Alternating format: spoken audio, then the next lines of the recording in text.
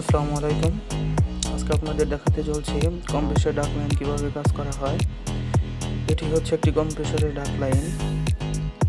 এর কাজ মূলত হচ্ছে কম্প্রেসরের গরম হাওয়াটা এই ডাক লাইনের ভিতর দিয়ে বাহিরে প্রবেশ করানো, যাতে কম্প্রেসরের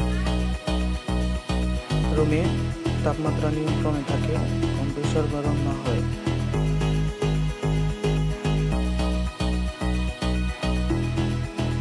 এই সার্ভিস ধারণগুলো আমরা সুদক্ষ ইঞ্জিনিয়ার ও শ্রমিক দ্বারা করে থাকি এবং বাইরের বিভিন্ন মেশিনারি দ্বারা সুন্দর পরিপাটিভাবে এই কাজগুলো আমরা করে থাকি।